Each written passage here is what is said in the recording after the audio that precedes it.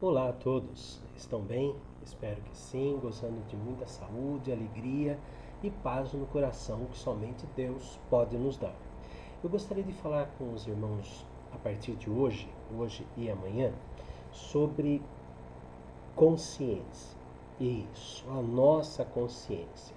Essa que pode ser a nossa melhor amiga e conselheira, ou então nossa pior inimiga, aquela que fica nos cutucando a todo instante.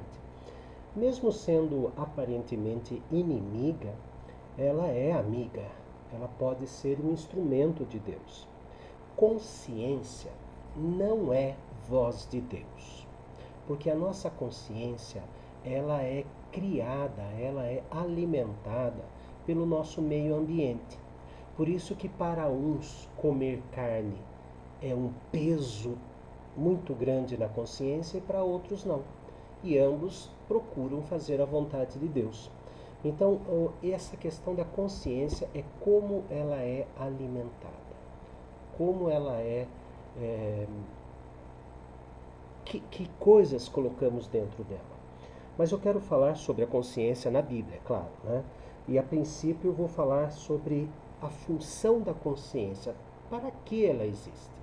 Ela foi colocada por Deus em nós para ser alimentada corretamente, para ser um instrumento de Deus. Um instrumento de consolo, um instrumento de correção, né? Um instrumento de tranquilidade, de edificação, de socorro nos momentos de aflição. Mas eu quero falar, a princípio, que a palavra consciência na Bíblia, no Novo Testamento, ela aparece exatamente assim, consciência, sineidesis. Sineidesis quer dizer parte da nossa mente que nos dirige para cá e para lá. Parte da nossa mente que nos dirige para cá e para lá. Mas no Antigo Testamento não existia uma palavra para consciência como uma parte do nosso cérebro, uma parte da nossa memória. Lá era usada mais a palavra leb, coração, lugar onde as emoções nascem. Coração, a maior parte de todas as referências à consciência no Antigo Testamento era coração. Mas aparece também a palavra nismat, que é espírito. Em alguns textos eu vou mostrar daqui a pouco, aparece a palavra nismat, espírito. E em outros lugares aparece a palavra ner, que quer dizer lâmpada. A lâmpada do coração, a lâmpada do espírito, aquilo que clareia na nossa mente e entendemos então se é certo ou se é errado. Mas vamos lá, Deus colocou a consciência no ser humano para testificar o íntimo, nosso íntimo. Isso está lá em Provérbios capítulo 20, versículo de número 27, Provérbios 20 e 27, onde aparece a palavra, não aparece leb, coração, que é o lugar da consciência no Antigo Testamento, mas aparece a palavra nismatner, nismatner, tá assim, Provérbios 20, número 27, versículo 27. O espírito do homem é a lâmpada do Senhor, a qual esquadrinha todo o mais íntimo do seu corpo. Quando vai iluminando o íntimo do corpo, no sentido corpo não apenas organismo, mas corpo como tudo aquilo que o homem é. O homem é corpo e alma, o homem é corpo e consciência, não só o físico, mas também os nossos pensamentos. E Romanos, carta de Paulo aos Romanos, capítulo 2, vai falar daqueles que não são cristãos, vai falar dos gentios. E Deus colocou a consciência neles para eles formarem leis para serem seguidores dessas leis, mesmo que essas leis não sejam leis cristãs. Mas vamos ver, Romanos 2, versículo 15. Estes gentios, né? Vou ler o 14. Quando, pois, os gentios que não têm lei, a lei de Deus, procedem por natureza de conformidade com a lei, não tendo lei, servem eles de lei para si mesmos, estes mostram a norma da lei gravada nos seus corações, testemunhando-lhe também a consciência e os seus pensamentos mutuamente, acusando-se ou defendendo-se.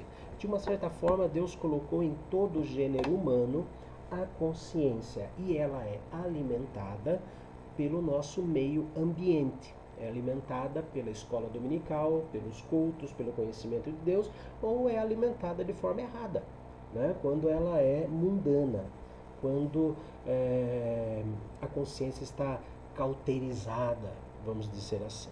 Vamos um pouquinho mais para frente. A consciência é usada para nos acusar. Quando ela é alimentada por Deus, ela nos acusa, ela fere dentro do nosso coração. Está lá em Gênesis 42, versículo de número 21. Gênesis 42, 21, vai aparecer a expressão angústia da alma. Veja lá, Gênesis 42, 21 diz assim: Então disseram uns aos outros, na verdade somos culpados no tocante a nosso irmão, pois lhe vimos a angústia da alma quando nos rogava, e não lhe acudimos, por isso nos vem esta ansiedade. A mente traz a angústia da alma que o irmão estava sofrendo, trouxe a ansiedade de procurar resolver os problemas, de procurar resolver os seus pecados. Mateus 27, versículo de número 3. Mateus 27, versículo de número 3. Mateus 27, 3 é o suicídio de Judas. Então Judas, o que o traiu, vendo que Jesus fora condenado, tocado de remorso, devolveu as 30 moedas de prata aos principais sacerdotes e aos anciãos, dizendo: pequei traindo este sangue inocente. Lembra-se que eu falei sobre a diferença entre remorso e arrependimento? Arrependimento é o que Pedro teve. Ele negou 3 vezes o Senhor Jesus, mas contemplou Jesus. Judas, ele teve remorso, ele viu que fez errado e ao invés de procurar o Senhor Jesus e pedir perdão, ele foi e se matou. Então a consciência, ela é alimentada por aquilo que conhecemos de Deus. Judas não quis colocar em prática, Judas não colocou em prática porque ele não tinha perfeitamente isso no seu coração. Então nós vemos que a consciência, a função dada por Deus é para testificar o nosso íntimo, para mostrar o que temos lá dentro de nós e nos acusar no momento de pecados. Mas, primeira carta de Paulo a Timóteo, capítulo 4, versículo 2, primeira carta de Paulo a Timóteo, capítulo 4, versículo 2, fala que quando a nossa consciência não é alimentada por Deus, ela é cauterizada, ela é meio que mortificada, vamos dizer assim. Então vamos lá. Primeira carta de Paulo a Timóteo, capítulo 4, versículo 2. Pela hipocrisia dos que falam mentiras e que têm cauterizada a própria consciência.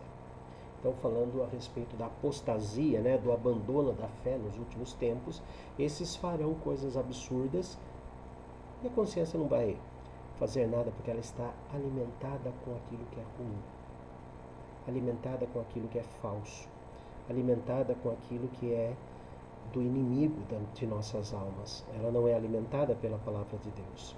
Tito, carta de Paulo a Tito, um pouquinho mais à frente, carta de Paulo a Tito, capítulo 1, versículo 15, fala também sobre a consciência contaminada. Tito, carta de Paulo a Tito, capítulo 1, versículo 15, diz assim: todas as coisas são puras para os puros, todavia para os impuros e descrentes nada é puro, porque tanto a mente quanto a consciência deles estão corrompidas. É má alimentada, então ela se corrompe. Ela não vai pesar em coisíssima nenhuma. E vemos agora em Atos capítulo 23, Atos capítulo 3, que a consciência pode nos guiar de maneira falsa. Atos 23, versículo 1. Atos 23, versículo 1. Paulo está diante do Sinédrio, né, falando a respeito de seguir ao Senhor Jesus. Mas ele vai falar que a consciência nos guia, muitas vezes, aliás, quando não é alimentada por Deus, nos guia por caminhos falsos. Fitando Paulo os olhos no Sinédrio, disse: varões e irmãos, tenho andado diante de Deus com toda boa consciência até ao dia de hoje. Ela não me guia falsamente. Mas esse texto tem que estar alinhavado, tem que estar ligado com o texto do capítulo 26, versículo 9, para podermos entender bem. 26, versículo 9. Tem que casar esses dois versículos para entender Paulo dizendo: a minha consciência está boa, não me guiou para o caminho errado, eu não estou errado. Aí no capítulo 26, versículo de número 9, vai falar sobre o rei Agripa, quando ele está falando com o rei Agripa. Então diz assim, 26, 9: na verdade, a mim me parecia que muitas coisas devia eu praticar contra o nome de Jesus, o Nazareno, e assim procedi em Jerusalém, havendo eu recebido autorização dos principais sacerdotes, encerrei muitos dos santos na prisão, e contra esses dava o meu voto quando os matavam. Muitas vezes os castiguei por todas as sinagogas, obrigando-os até a blasfemar, e demasiadamente enfurecido contra eles, mesmo por cidades estranhas, os perseguia. Paulo dizendo que lá no capítulo 26, ele não tinha, no capítulo 23, versículo 1, diante do Sinédrio, ele fala: não, a minha consciência está pura diante do Senhor. Mas lá no capítulo 26 ele fala: ela já foi cauterizada, a minha consciência já foi meu guia falso, tanto que eu votava para a morte dos cristãos. Amados, a nossa consciência, ela é fruto do nosso meio ambiente. Ela pode ser o nosso guia falso quando não cremos na palavra de Deus e na atuação do Espírito Santo. Ela pode ser cauterizada quando damos brecha e alimentamos o pecado na nossa vida. Ela vai cauterizando a nossa consciência, mas ela foi posta em nós e também nos gentios por Deus para ela servir de indicação do caminho que estamos tendo. Mas este caminho será indicado, repito, conforme a nossa consciência é alimentada. Vamos orar.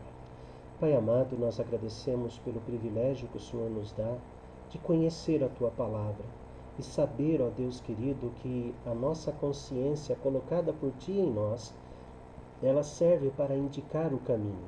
Por isso pedimos, ó Pai, que para não termos uma consciência falsa, uma consciência cauterizada, que o Senhor, ó Deus, nos dê submissão à Tua palavra, que possamos alimentar de maneira farta a nossa mente e o nosso coração com a Tua palavra, para que a nossa consciência nos guie sempre pelo caminho certo. É o que nós oramos em nome, por amor e para a honra e glória de Jesus. Amém. Tenham todos um ótimo restante de dia e nos encontramos amanhã para falar o que acontece quando Deus mexe na nossa consciência. Acontecem coisas boas, maravilhosas.